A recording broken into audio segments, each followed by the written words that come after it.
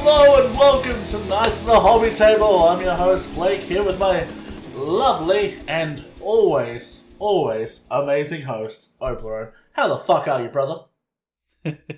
Tired, I'm cold, but I'm happy to be here. Do you need a cuddle to warm up? Always, all the time. I'll tell you what, man. Come to Australia, you can have all the warmth and humidity you can handle. That's You need a fucking spatula. You need a spatula to remove your nutsack from your leg, I promise. Yeah, that's a little too much there. Please stand like 1 meter away from me. I can't stand the heat. Well. It's not the first time I've been told that. Nah. But seriously, it's, yeah. How's the weather over there where you are, man? It's getting cold? Yeah, man. We're entering minus Celsius. Oh, no. Time to... Is it snowing and shit? No, Like, not yet. or is it Not just yet. Cold as fuck. It's just getting cold. And I haven't changed the winter tires yet, so...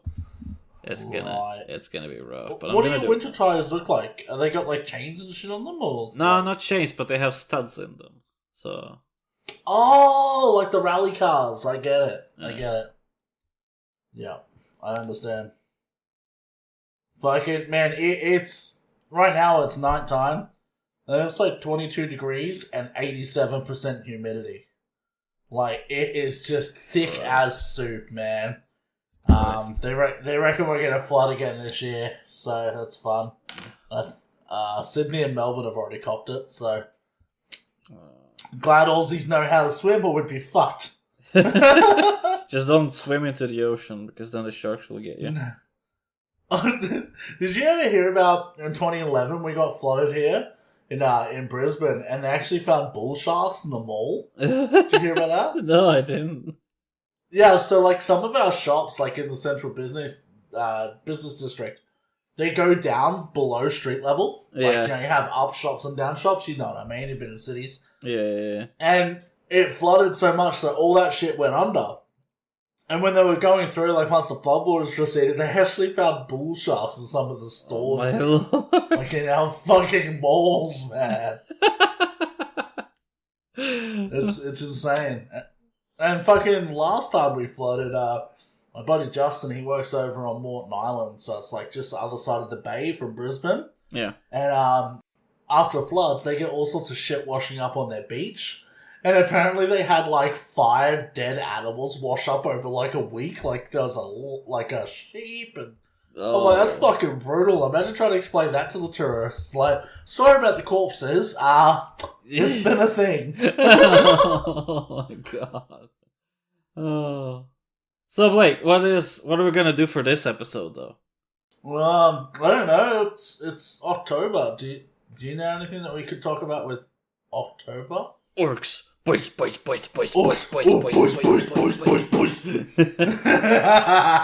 So yeah, I guess today then we'll talk about some orcs. Seems pretty good to me. Yeah. To celebrate Orktober. Exactly. You know? To celebrate it even more, we got a little cool little extra bit at the end. So stay tuned for that one. Oh yeah, bud. And it was your birthday yesterday too, by the way. Hell so yeah. Happy birthday, co-host friendo. Thank you, man. Thank you. Awesome. So what have you been up to then, Obi? Well, apart from freezing your gonads off. No, those are warm.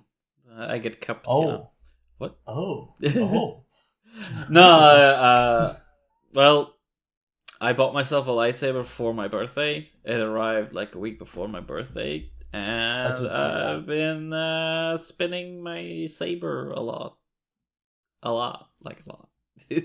A lot. Yeah, so every time I jump on Discord, you're on cam, like, whoa. Yeah. And that's not just my penis. No. Obviously. That's it. That's his smaller Shoto lightsaber for dual wielding. It's for those face-to-face combat days. Oh, no. Melee combat. Oh, it's funny. Yeah. Hobby-wise, I've had a little bit of a rut. But I'm working up to motivation. This weekend, I'm hoping to get them done. Yeah. But in fairness to us, we've both been very busy with work and putting time into the podcast and the Discord and things like that. So That's it. It happens, man. That's just life. That's why they're hobbies. Because they're for your spare time, you know? Exactly. If you don't got time, you just don't got time. That's the way it goes. It's not that I got time. It's just more like I get to my hobby room, I sit down, I look at the models. It's like, oh, it's not that much paints left, so I'll finish it another day. You know what you do? You just set up an elaborate thing, right? Like, I know with you, food is like your big thing. Yeah, Yeah. Like that's your thing. So your hobby room is a different room to your house. So when you leave the house to go into your hobby room, lock your door and hide your keys under your wet pallet, and you're not allowed to get them to go get food until you're done painting. Oh no, I'd be so cranky, especially if I did this. People would be like, Hangry. "Who is?" Yeah, dude, I'm fucking hangry. It's the same at work. Like I moved positions now lately, and like I don't get like the opportunity to eat like a little sandwich at 9:00, and I'm angry by that time, dude. Like for real. How dare you take away this man's tiny sandwich break? Do you know what that does to him? Yeah, it's not good for me, and not good for my colleagues either. So, Oh well, that's what they get for not bringing you a sandwich on a platter as they should. yeah, perfect. So, what about you, man? How's your hobbying going? I don't know if we count as hobbying, but I bought a car, so I've been spending a lot of time with that. I don't know if I said it on the podcast already, but everyone else in the Discord knows, but I bought a Volkswagen Golf R 2011. It's a real hot piece of fucking car. Love driving it. So yeah, I've been going on nice mountain drives with the girlfriend and like up to the beaches and the coast, and just beautiful, beautiful drives. So it's mad.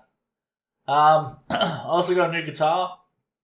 I bought a Dean Dimebonics ML, and the sickest thing is, just under the bridge it has Get Your Pull written, which is obviously my Discord name, so I had to buy it. I literally had my name on it. Exactly.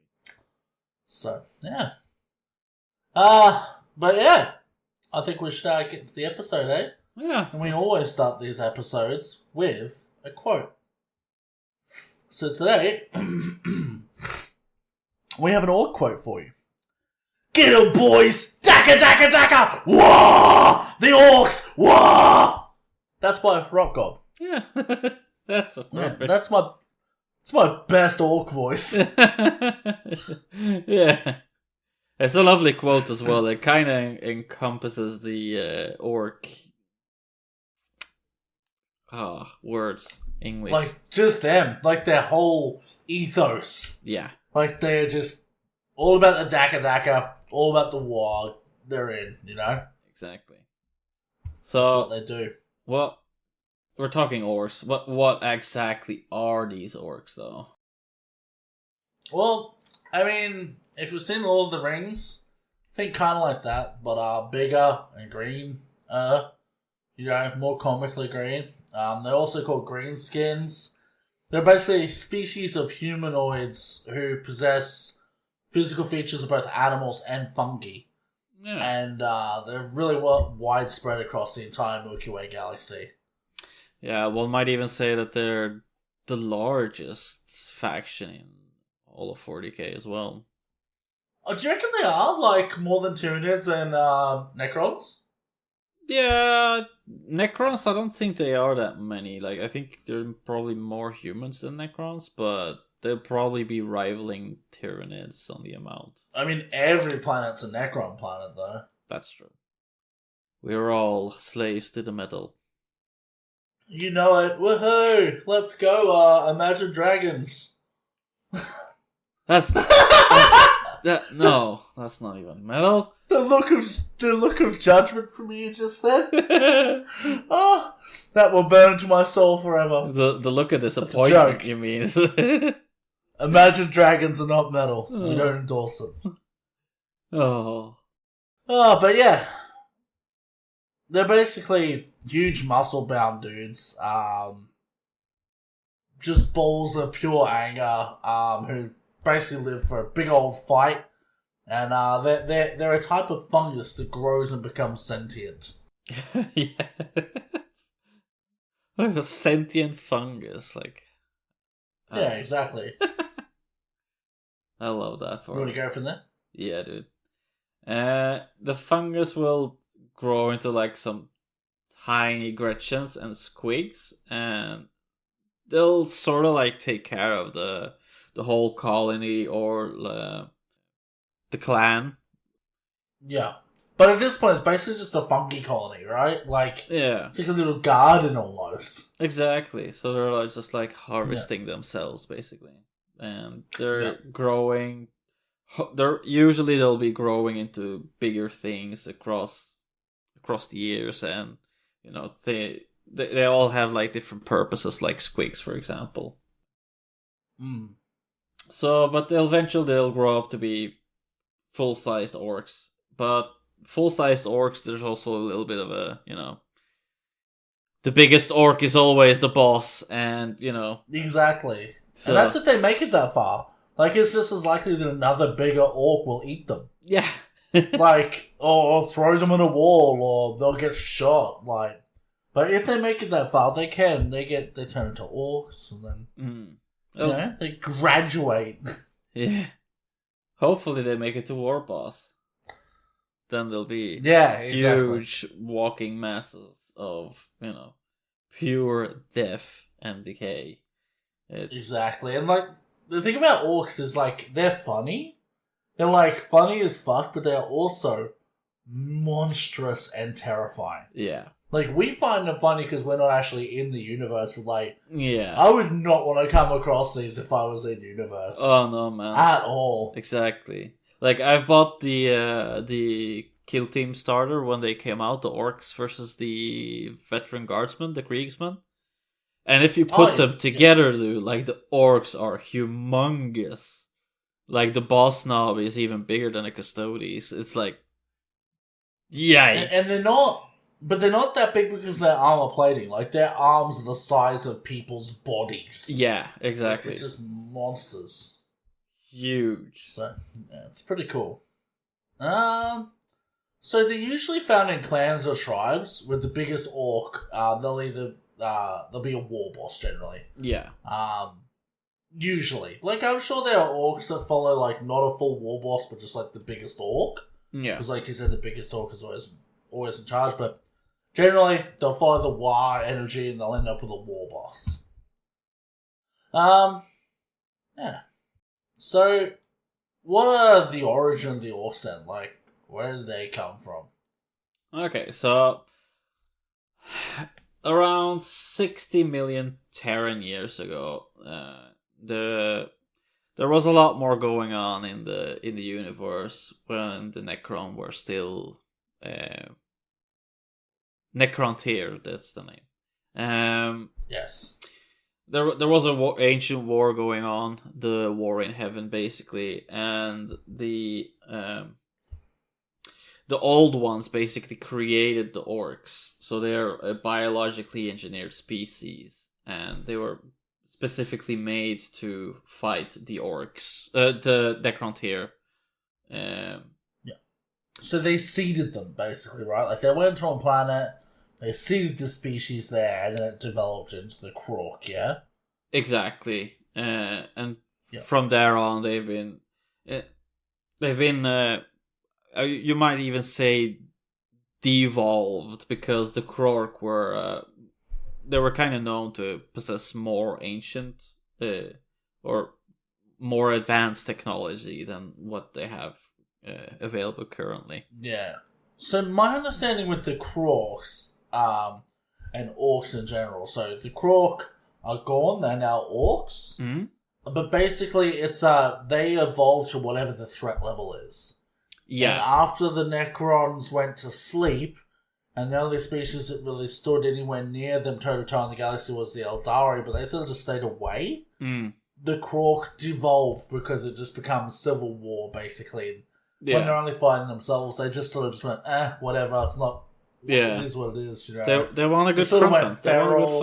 They sort of went feral, and they sort of all just lost, like, their their big power armor and things like that, and they just got smaller and smaller, and like it's like a Digimon. You know when things they digivolve up into the huge thing, and then they digivolve back down to their base form. That's sort of what happened to the Orks. Exactly.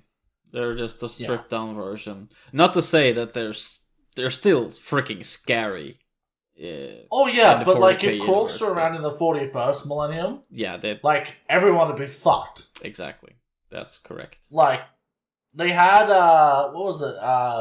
like 2 or 3 Orks that were what they call Prime Orks, which are almost a fucking like a fucking Krork. And that was like one of the biggest wars in 40k. Yeah. You know? Yeah. Can't remember what it was called right now, but I'm sure someone will remember. Drunken would know.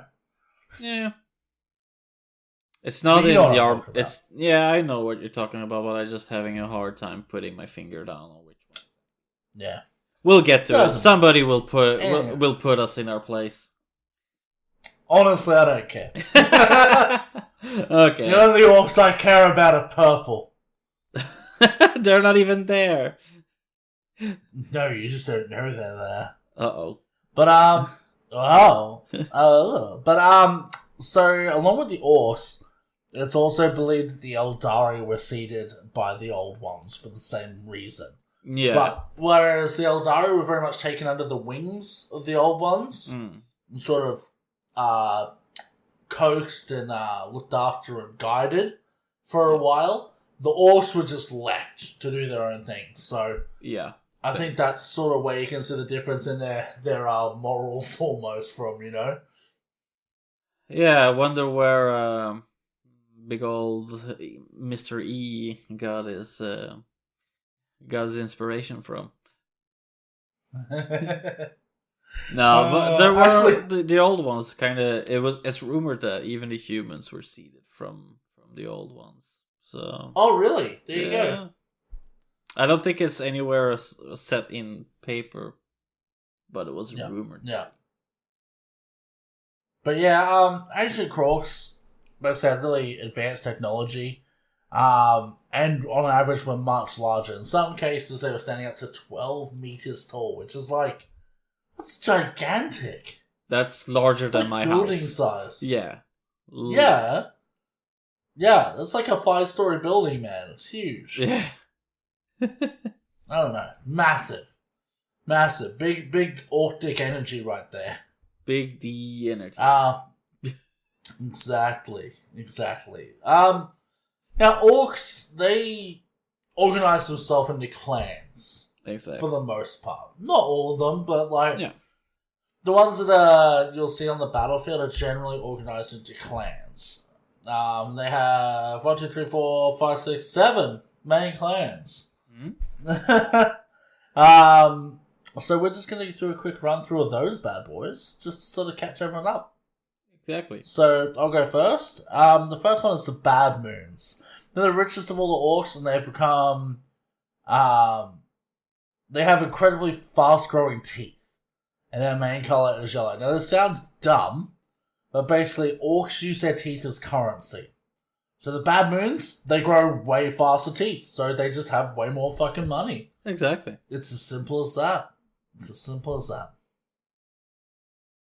The Blood Axes would be the first Orks to ever counter the Imperium, and because that interaction happened between them, they started to pick up on human tactics in war, like camouflage. That's where the sneaky gits come from. They're purple Orks. Purple Orks. Their colors are usually green with some really drab colors and camouflage patterns on them. Yeah.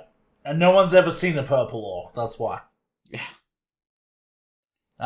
Next one you got is the Goths. Not Goths, but, closer. Yeah. Pretty close.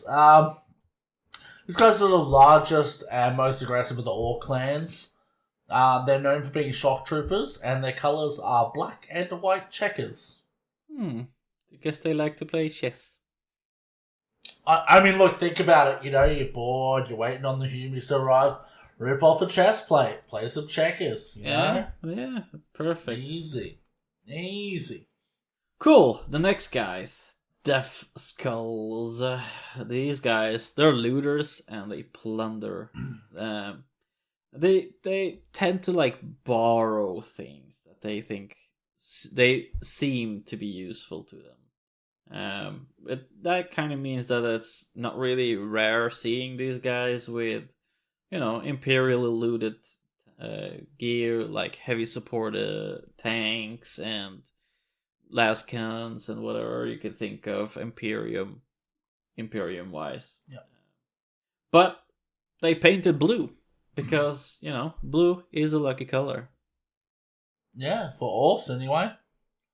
We haven't really explained it. We haven't gone through the colours because it can't be fast, but basically Orks, for Orks, every colour has a meaning to them. Yeah. Like, red is fast, blue is lucky, purple is sneaky, like... Red red is fast. Yeah. White. Fuck, what's white? Is white death?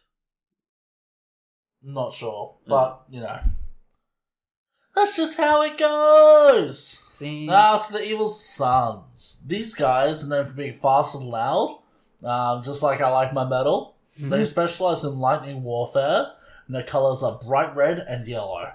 Yeah. So, they look like Hulk Hogan, basically. Hot rods.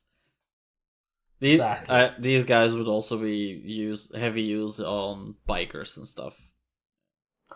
Yeah, and their choppers and like that sort of shit. Anything that can launch them at an enemy, get them from A to B faster and in the most reckless way possible. That's what they're doing. Strap a rocket to your back. Let's go. That's the Evil Sons. Yeah, exactly. Now on the other end of the spectrum, we have the snake bites, and these guys, they kind of prefer it the old way, spears, choppers, and they're gonna be riding on like some huge boars or similar big mounts. They won't be using any mechanical bits here, so they're kind of shying away from the advanced technology, and they, like I said, prefer the old ways.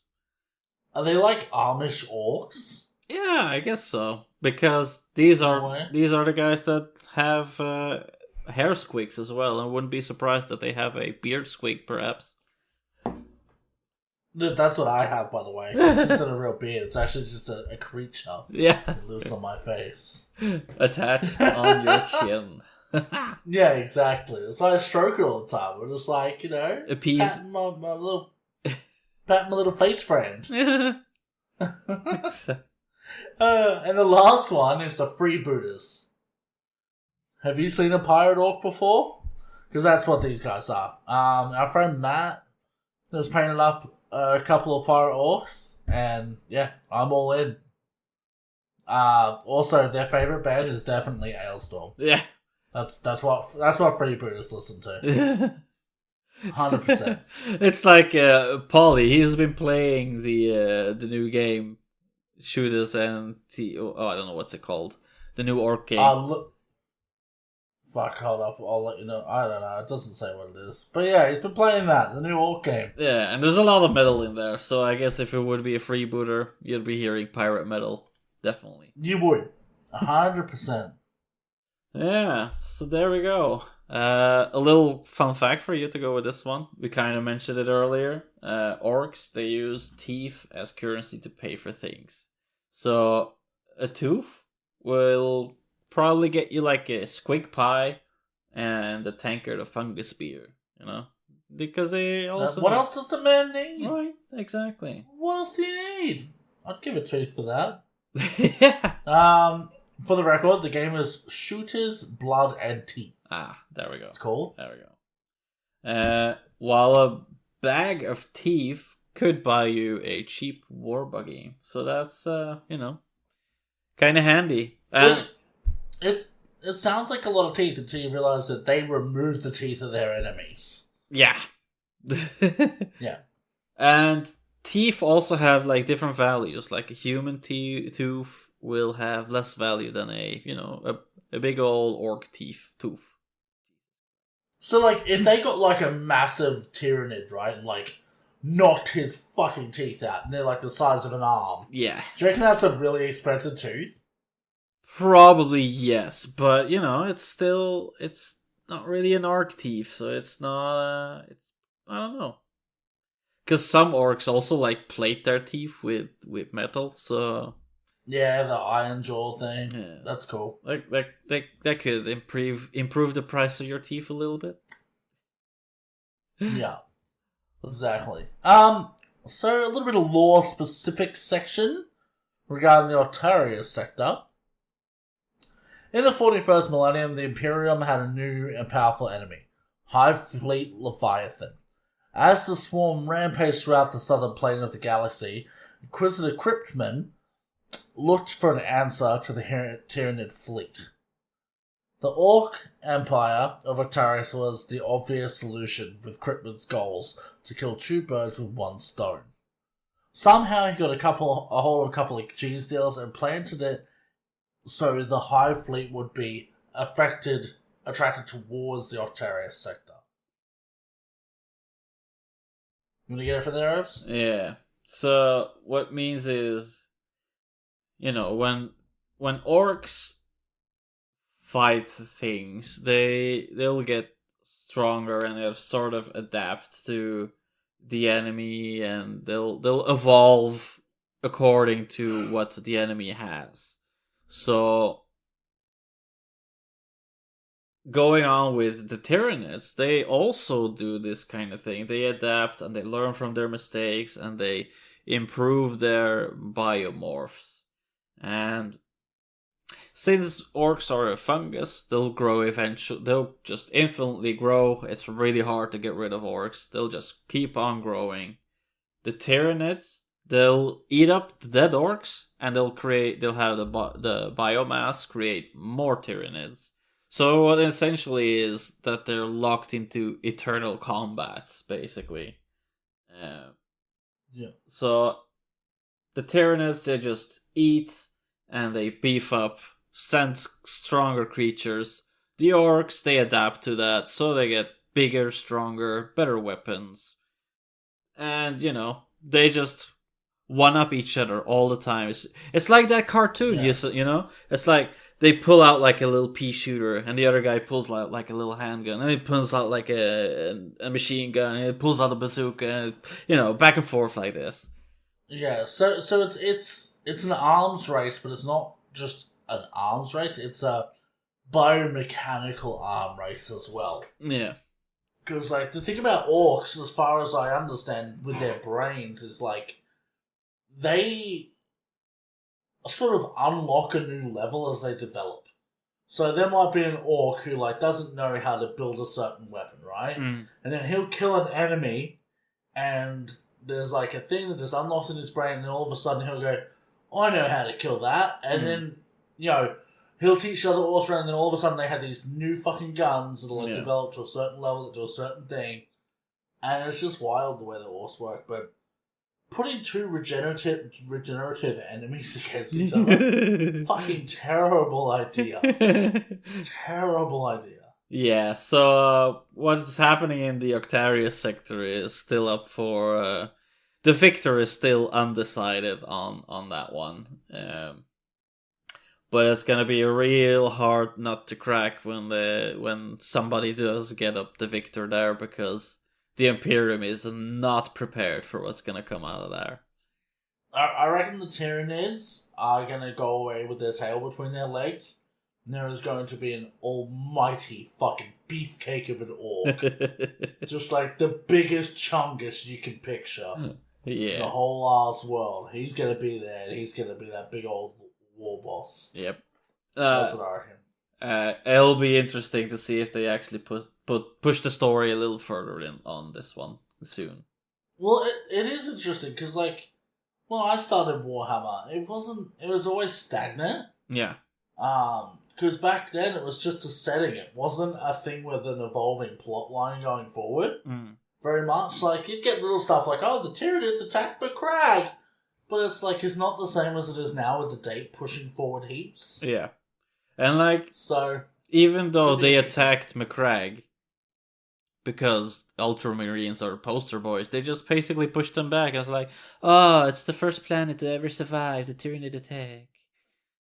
Well, to be fair, as much as people don't like Ultramarines, they have their shit together for a chapter.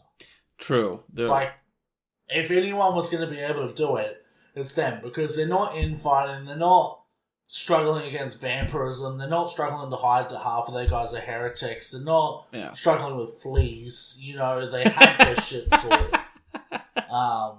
The Blood Angels... Do I find Ultramarines... Yeah. You know, I find them a little bit uninteresting, for sure, but if anyone could repel that, that would be the Ultramarines, I think, so... Yeah, fair enough.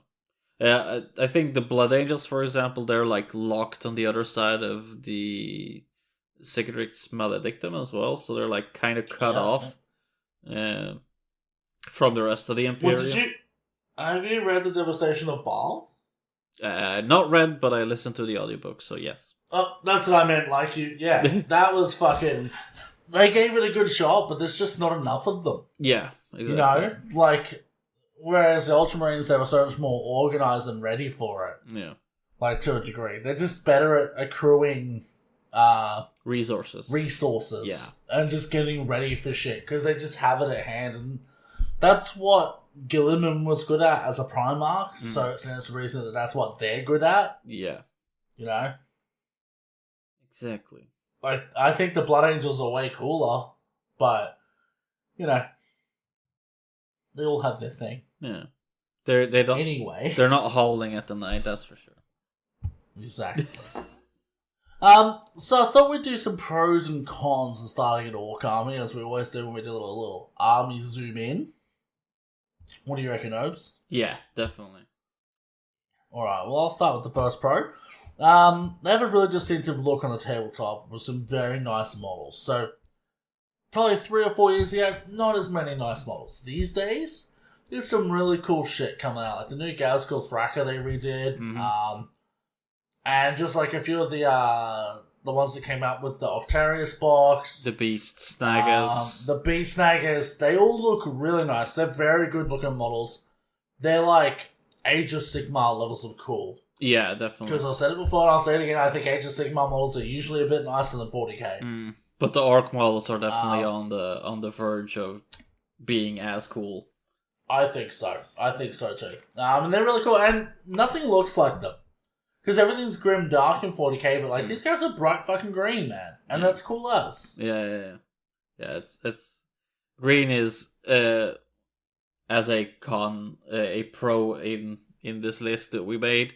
Green is a really fun color to paint, and especially if you're gonna use it for skin tones, because you can pull off so many really cool variations.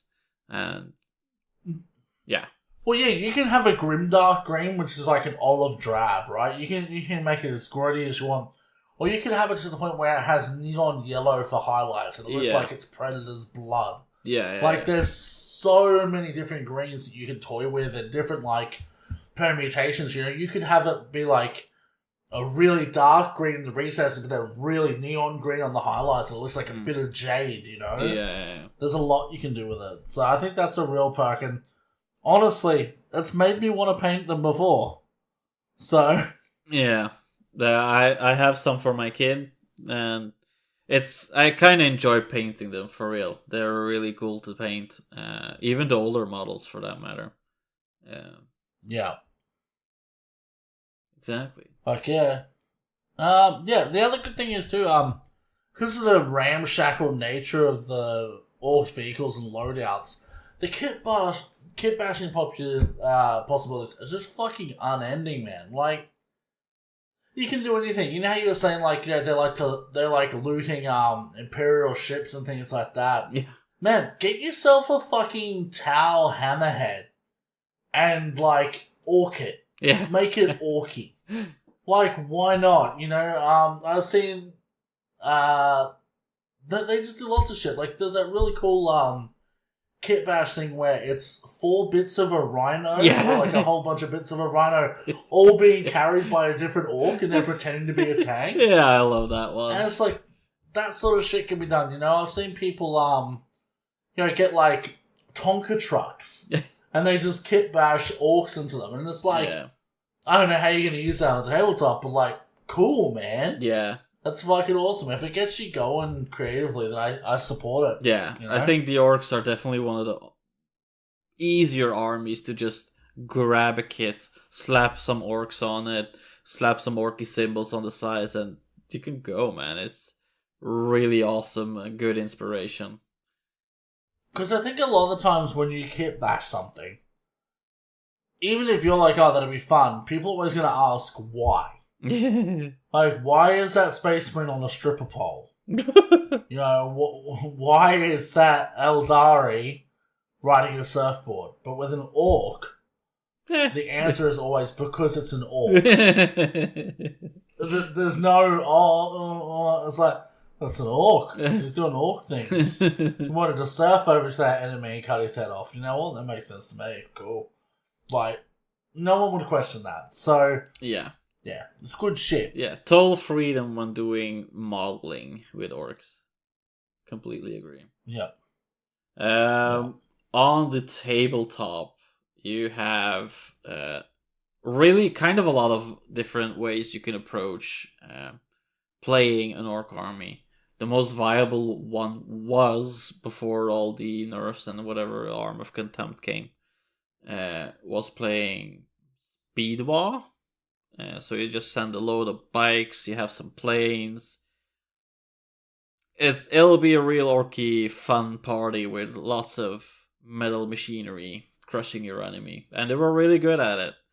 But, you know, having an infinite amount of orc models and just being like, I cast the Wog and I transform them into your backline. It's like, drop a 30-man squad of orcs into your backlines, and it's like, yeah, that's a good time. Yeah, fuck. Even if all of them are just only poking you with a fork, that's still 30 forks. Yeah. You know?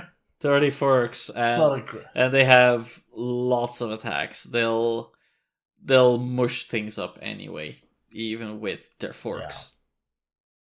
Yeah. Exactly. And the other one is, the last pro that we could think of was, you got a very valid excuse to speak like an orc, which could be really fun to practice. I don't do it much because it's bad for the vocal cords if you fully commit to it. Yeah. But, you know, if you just Umi, you might have troubles. Oh, you get. But, yeah, speaking like an orc, real fun. Yeah. But, as for doing Dave Mustaine impersonations, they must be used sparingly or you will lose your voice. I wouldn't even want to try to imitate Dave Mustaine. I mean... Oh, you don't do that? Like, hello, me? No. No? Oh, man. We used to do it in high school all the time. We all lost our voices one day. It was really funny. We were just being like, hello? Would you like to go get some food? Like, the whole day, and then we lost our voices. It was very funny. But same goes for orcs. Just be careful with it. Yeah. Use your orcs responsibly, kids. You never go full orc. No, not for long. On the other end of the spectrum, there's a couple of cons we think as well. Like I mentioned for the tabletop, 30 orc boars in a squad. You can have up from 10 to 30 in a squad. Painting 30 boars it's a lot. It's time consuming, and if you're just gonna shove in like 2 or 3 of these 30 pack of boys, you're gonna be painting up to 90 boys, and then that's not even the HQ models and all the whatever other model. It's a lot of green guys to paint, but so take note: 30 boys hard, 30 boys easy. Yeah, that's it, man. Like it's a lot of models to paint.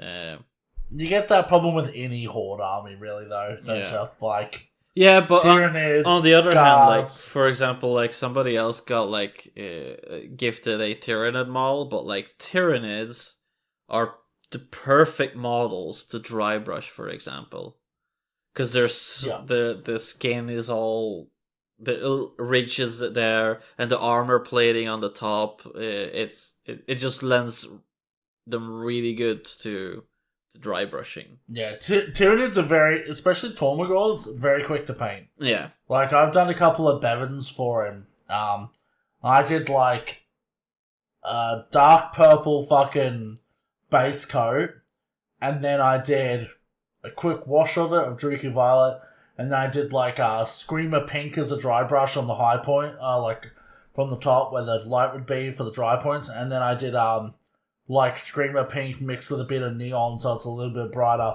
on the very high points. Like, it was easy as fuck. Yeah. You know? And then, like, the armor plating, you just sort of do...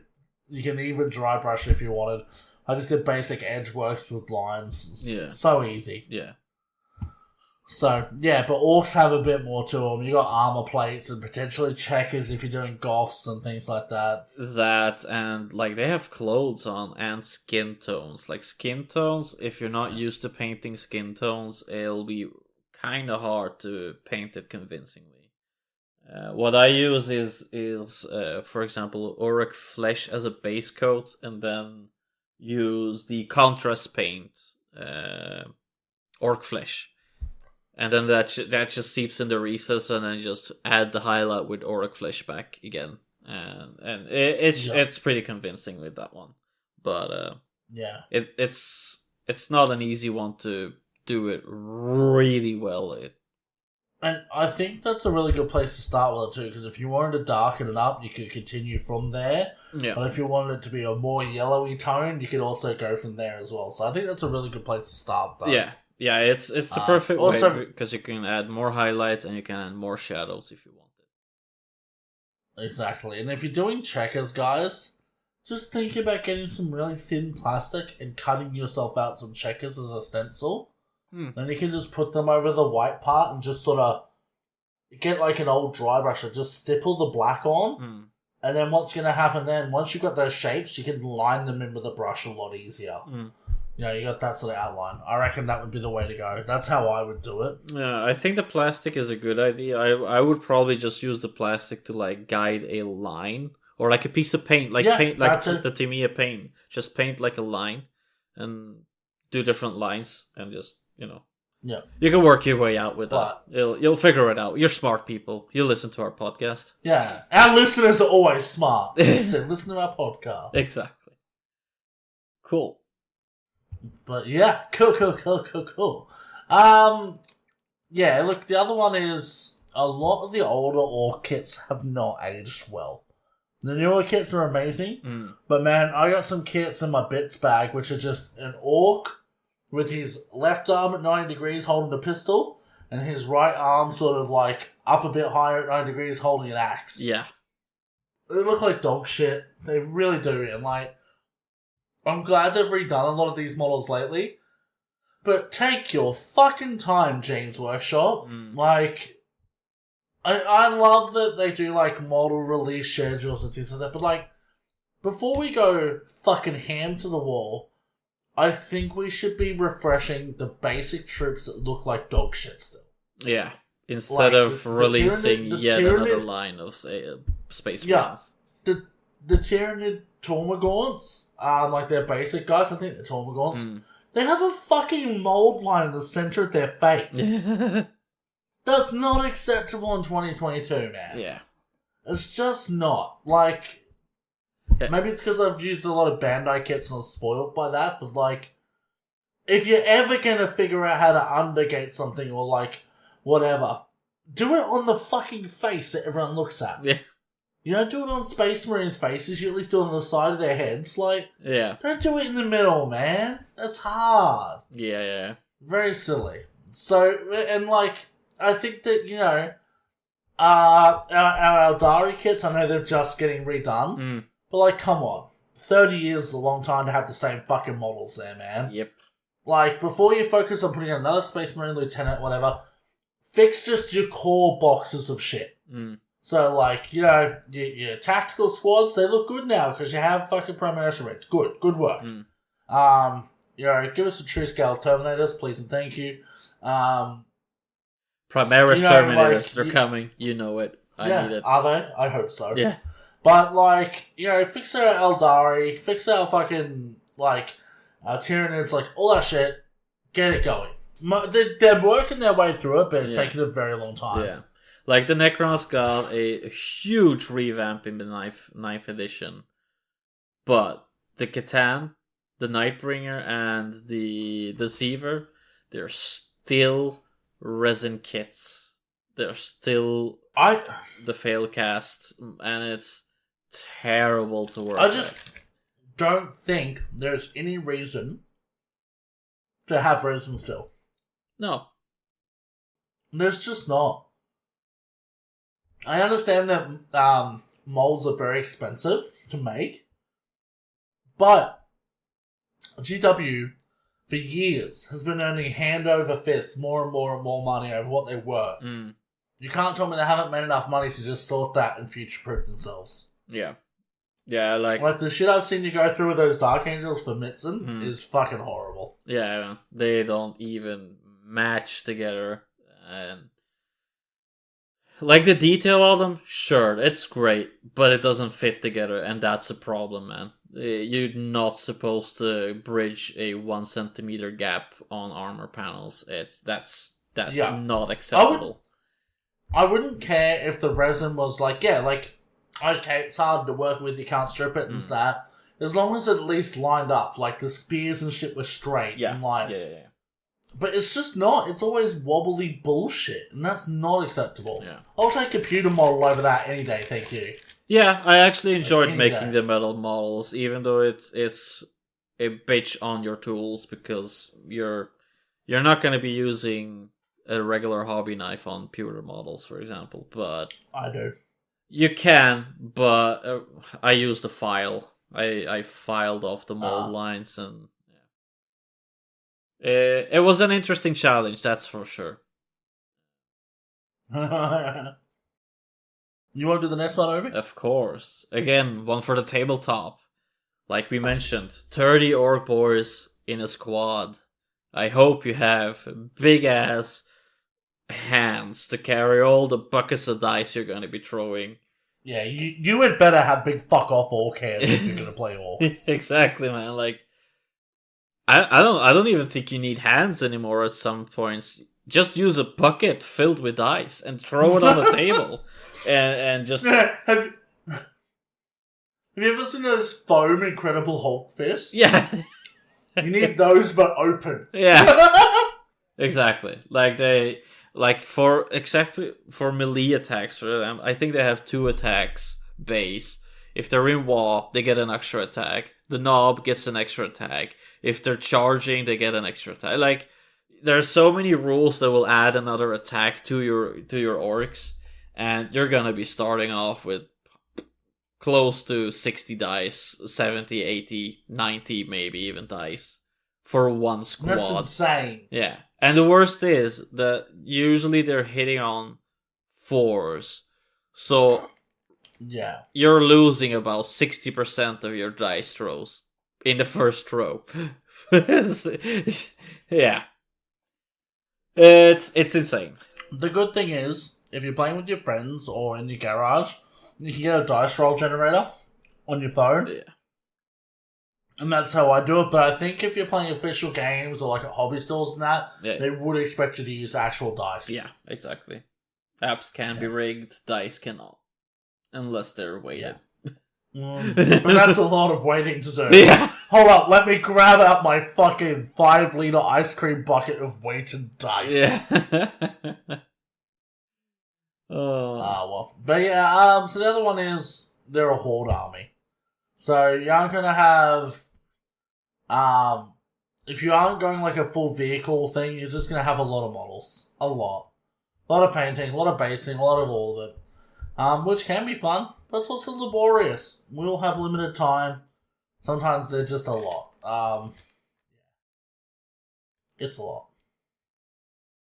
Yeah, and there's not too much variation in the different, like, if you're gonna make a squad of 30 orc boys, I think they're selling them in 10 or 20 packs. Like the old ones, they sold them in 11, like with 11 models.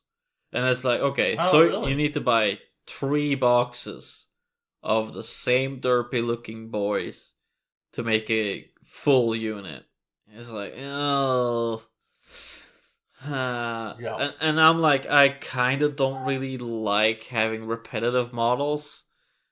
So I kind of want to change them up a little bit at least. So, yeah, I don't know. It's going to be rough It's to funny do because I think this is where people start going, oh, all the new models are monopose. Yeah. You know what? The old ones were too. You know what the other difference was with those Orks? The angle of the arms. Yeah. Like, that's it. You know, that's the difference. And honestly, do something different with them. If it were me doing Orks, I would be giving them tattoos and things like that. Yeah. Like weird tribal markings and just making them off the wall. Yeah.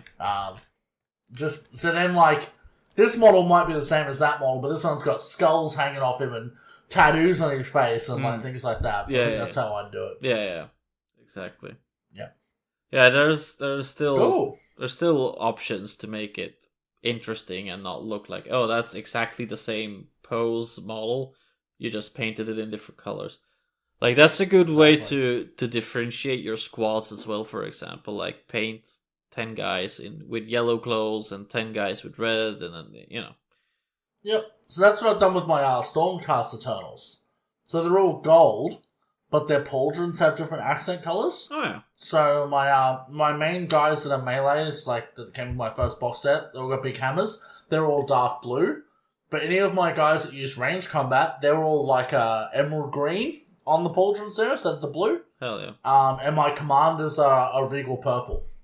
Oh. So all of my command units, they're all purple, and yeah, and the Vanguard guys that I still have to paint, they're going to be a dark red. So it's going to be like ruby, sapphire, emerald, and amethyst ranks for them. That's what I'm doing. Because otherwise it's a lot of gold and it sort of all looks the same. Yeah. So. Correct. I like it. Cool. So let's talk about the model range a little bit, because that's a real big can of worms to open.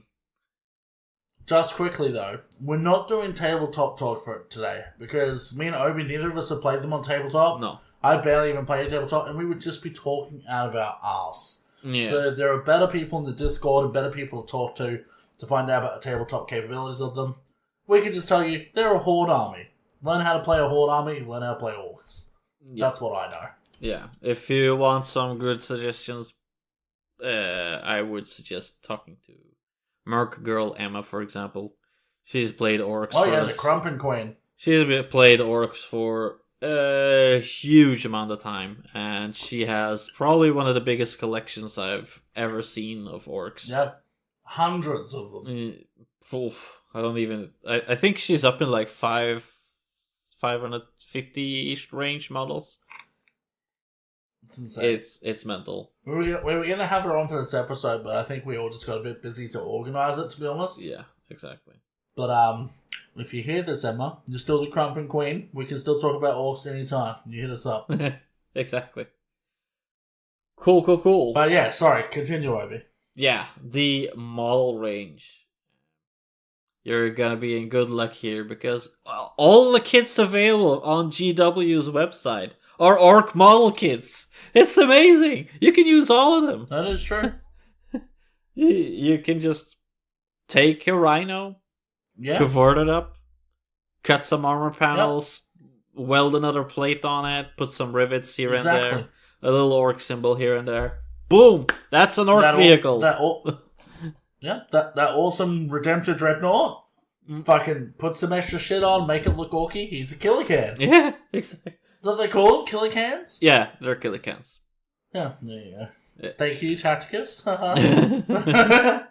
Yeah, it's really good. Like, you can use pretty much anything to add to your army, whatever you can think of. There's a lot of third-party sets sellers as well, especially for orcs. We don't condone it because you can't use it in GW official events, but it's still really cool to use. I condone it if you're understanding of its limitations. Yeah. You know, so like we're not Games Workshop affiliated, so like if it makes you creative and gets that army built, and you want to add stuff in there, go for gold. I fucking 100% endorse that. Yeah. But just understand that, if you have third-party bits and whatnot, Games Workshop might shoot you with a sniper rifle. Yeah, you won't be allowed in their events, basically. They've had pretty much. They changed their policy to 0. Unless you've designed your own 3D parts. Which is going to be hard to prove. But, all the GW kits are still available to you. If you want to use cut-up Space Marine bits, do it. You want to have Space Marine shoulder pads on them, do it. I fully am for it. Just make it as orky as you can. If I was doing it, I think I'd use Space Marine shoulder pads as cod pieces for them, like crotch protection. I think it would look golden. Yeah, the Phobos armor shoulder pads would probably be a perfect fit for it. Because they're a little... No, just imagine how big your Orks junk would look with a Space Marine pauldron on it. And leave the Space Marine markings on it as well, just for kicks. Even just leave the arm there. Like, well, that's not an arm. That's bowing in as an orc form. Perfect. I love it. Oh, fuck. Awesome. Well, if that's enough green for you, Obi, I think it's a pretty sufficient orc episode. I'm all orc I think we got a bit of music talk to do. Yes. And it's... this week... This one, Obi's been chomping at the bit for this one. Yes. He's like, finally, music that I actually like.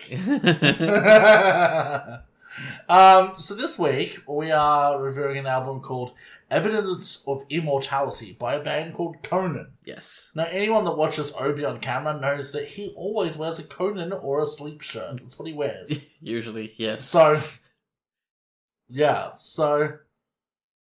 I'm going to let you go first, Obi, since this is your baby, and I'm going to let you talk about your thoughts on the new album. Yes, I am definitely a Doom enthusiast. I'm not really into the old school classic Doom, I like Black Sabbath. I like what they've done. I like what they've spawned.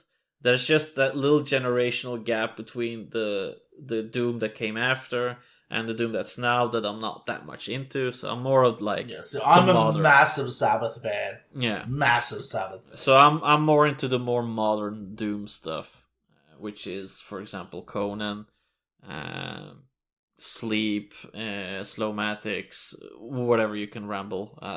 I'll give you a lot of suggestions for it if you want to get. Is it Chemist? Is that the name of the band? They're pretty cool. Yeah. They're also sort of doomish. Yeah, exactly. I like them. So for this album, you've got all the right boxes ticked for me. The heavily down-tuned guitars, they're in drop F. They have huge, massive riffs that hit you hard with a good punch in it. The fuzz effects that they use all come beautifully together. The heavy hitting drums just is the cherry on the top here. I like all the songs. The first song is definitely one of those. It builds up into a really good riff. Yeah, that's a catchy riff, that one. Exactly. Most of them are definitely one of those songs. They're long songs, and they'll repeat sections for quite long bits, and they'll just add a little undertones here and there to make it different. And I'm for it. I love all of it. Just one song, however, it's just too much of the same riff with too little deviation, and it's a little dragged out, which is the last song, Reef Sequence. That's the only one that's not for me of the whole album. The other one's top tier for me. Okay. Fair enough. So what would you give the album? How many goblins would you assign to this particular piece of musical mastery? Yeah. considering that listening to the first song gave me the feeling of picking up my guitar again and playing Doom riffs. I would say from the first song up, definitely a 7.5 on there. But the last song kind of drags the whole points down a little bit, so I'd say it's 7. It's a good album. It's got good riffs. It's got good melodies. But it's being dragged out by that last song, which takes pretty much a quarter of the whole album. All right, fair enough. Now I guess where I come into it, I'm not a Doom fan, but it's a pretty new thing for me. Like, I like Chemist, I like My Dying Bride. They did an album like 2020. I love that thing. I listened to that album back to back. Fucking awesome. But it has like death metal vocals and stuff like that in there as well, which like I'm about. I'm about that shit. And I'm a massive Sabbath fan, and I don't know if you count Down in there as well, but like I like Down, I like Acid Bath. They're sort of adjacent, similar shit. But this album for me, man, I like the guitars, I like the drums, I like all that shit. I think it's all on point. But the fucking vocals, dude. They're just not good. They don't match. They don't sound well produced. Everything else is so tight and so crisp. But this sounds like Tom Araya and Zach Wilde had a child together who sings like a mixture of the pair of them and is in a lift that is rapidly moving away from the recording material while they're in a rush. That's what it sounds like to me. Like, fuck me. Like, give this shit decent vocals and it'll probably be a fucking 9 from me. But I just can't with the vocals. I love having this on while I play video games. Yeah. Because I can sort of just tune the vocals out, but man, I had a hard time. And it's not that the guy probably wouldn't be good, but just the way they've recorded the vocals and shit sounds not good to my ear. Yeah. So, what that is that John, he plays guitar while he's singing. So that's kind of, I think it's probably hard for him to combine both those things. He's done it well enough. He does it well live and everything. The songs are always polished and stuff. But like you said, the vocals on it, they're rough. And that's kind of an issue that Conan has throughout most of their discography. Like going back to older albums, that's a persistent issue there. The vocals are something that I've grown used to, but it's not something that is top tier. Yeah, so you can imagine me stepping in for the first time with this. Yeah. You're like, what the fuck? Yeah, there's a couple of their older albums that are a little bit more polished, but the sound of everything but the vocals is gone up a little bit, and they bring the punch with it. So I think that's why I like, bands like Acid Bath and Down and stuff like that, because like the vocals are still very good. Yeah. Like, say what you want about Phil Anselmo as a person, whatever, don't care, but like his vocals suit Down very well. He enunciates his words well, it's mixed well, it's a well produced album. That shit is good. This, I can't say the same about the vocals here. The rest of it I fucking love. I put it on in the car for the first time I was listening to it, and I was like, ooh, that riff, like that first song slaps hard, dude. Yeah. I'm listening to it at the moment. A cleaved head no longer plots, which is rad because it is also Conan quote from like Conan the Barbarian. I like that. But just those vocals, man. Just those vocals. Yeah. Yeah, I agree there. So for me, I'm going to give it a 5. Goblins out of 10. But with a conditional, you should still check it out. Yes. You should give it a listen. I'm going to give it a 5, but that's not a 5 as in it's bad. It's a 5 as in give it a listen because although it's not for me, those vocals might be for you and it might be your jam. But for me personally, they're not my jam. Yes. Yeah. Cool. But very competent musicians. Very competent. Yeah, definitely. Very good at what they do. And definitely not knocking the band. Very, very cool musicians to talk to as well. They usually do like a co-op with a couple of guys called Slowmatics. I've chatted a couple of times with them too. If they're back in the days when they've had like a gear purge, they were selling some fuzz pedals. They like messaged me like, "Hey, would you be interested in buying some of our pedals?" I'm like, "Yes, yeah, but I don't have the money, so sorry." Oh, cool. So you sort of know the guys a little as well. Cool. Yeah, no. Back in the days when I was big into music and on the Instagram with my music page a lot, so. Yeah. That's cool though, man. Yeah, I talked to them a fair bit. Are they Swedish? No, they're from shit. I'm gonna have to Google that. They're English at least, that's for sure. Okay, fair enough. I think the northern part. So that's some music talk for this week. Ireland, they're from Northern Ireland. Belfast. Ireland. Okay. It's on the fucking t-shirt, Belfast. Jesus, what an idiot I am. You done goofed, lad. Oh my lord. Cool. So that's sort of ending the episode there. We kind of promised we had a fun little extra thing coming up, so let's go. Alright, you'll take it away, man. You know the details. I'm just here. You're here. Oh, yes, you are. And I'm thanking you for it. Because our bestest and goodest and nicest friend, Drunken Hobbyist, has given us a model to give away. It's in line with Orktober. It's an orc model.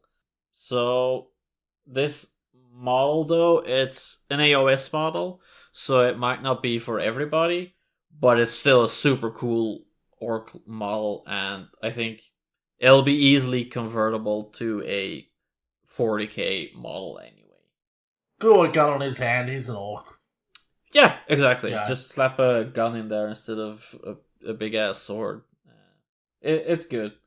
So this model, it's one of the commemorative series that GW has been doing the latest years. And the name is Bala, Boss Rat Killer, and he has a little snotling friend called Burke. And Burke is running around on the base with a rat in his hand, and I love it. It's an adorable little snotling. And Bala is, of course, a really badass. He's got a little bit of the hero rock, but it's a rat. It's a Skaven model instead of a rock. So that's amazing. Yeah, it's really cool. I'll put a picture up in the Discord. I'll make a new channel for it. Put a picture there, and I'll pin it. So if you want to look at the model, you want to enter the giveaway, that's where you'll find the details or where to. Exactly. And anyone that doesn't know Drunken, he's actually a Discord mod. We only have one, but he's our moderator guy. Not that he ever has to do anything, because we're always there to do it, but that's Drunken. Yeah. You'll see him around. He's a good lad. He's the biggest boy. Yeah. As you'll come to know in time. So say hello to him, because he'll appreciate it, and so do we. He's super friendly. He just likes people. Yeah. He's a very nice guy. The other one, too, is if you've found value in our podcast and we've made you laugh, then, $1 a month would be fucking awesome. Really helps us keep the lights on. Helps us keep mosquito larvae out of Obi's drinking water source in the dungeon. It's so crispy. Yeah, we actually have a light for Obi now, so he's getting some vitamin D. It's good for him. Everything's going well. So yeah, Patreon. Support creators you like, because then they can keep doing things. Yes. More creating. The other one is too, jump in our Discord. Come talk some shit with us. And tell your friends about us, basically. So me and Obi, I'm not on every day, but I'm on at least once or twice a week. Hang out with people, say good day, talk some shit, play some video games. Obi's on most days. Usually. The crew's always there. Yeah. Come fucking say hello, talk some shit. If you want to pull us up on something, come tell us about it. We probably won't care, but we'll be there. No, we care. We always care. Obi cares if you pull him up. He's a very sensitive soul. I'm just like, oh, fuck, whatever, man, cool. I guess you know Warhammer's better than I. I mean, that's not how... I don't really know that much about Warhammer. I just paint things. So there was a great meme the other day. It was like, why didn't they know Horus was going to betray them? His last name is Heresy. Oh, no. No. It was like, the Emperor... You did it, Horus Heresy. You beat me. You really are the Warhammer 40,000. Oh, no. I just fucking died. Oh, no. Oh, but we have, from last time, we have a new Patreon. And oh, yeah. Big fat Polly. Sure. He joined the Patreon family after we've been talking shit with him. And he was like, okay, well, I'll support you. It's cool. He's jumping on the Discord. He's in VC pretty much every day. It's good having him in here. I thank you. You're good. I love you. You'd be surprised how much put your money where your mouth is works with our Discord members. So we're talking shit. I'm like, well, maybe if you supported the show, you'd see some change around here. And they're like, 5 minutes later, patrons. It's awesome. So, no, it's great. We love the support, honestly. Like, it means a lot. Yeah, it makes it worth doing it. It means a lot to us. It really is. It's why we do it. Yeah. And the Patreon, for example, is going to be helping send out this model to you. So, you know. Yeah, exactly. Look, it helps us up our production quality. Like, we got some equipment for Obi's microphone we're probably going to get soon. Yeah. Out of a bit of the money we have. Listen to that one. We're doing t-shirt designs and things like that. So, you know, just things like that. Like, it helps us and it doesn't take it out of our actual, like, work pocket. Because, you know, everyone's broke at the moment. We get it, you know. Yeah. And it costs a lot of money to make this shit. So, every little bit helps, guys. And we appreciate it. Exactly. Enough about that boring shit. Let's let you get on with your day. So that's right, exactly. So get your tits out. I mean, what? Anyway, until next time, crank that ass. You slay that grey. And we are the Knights of the Table. You know what? Can you just sync that up and post? See you guys. Bye. Bye.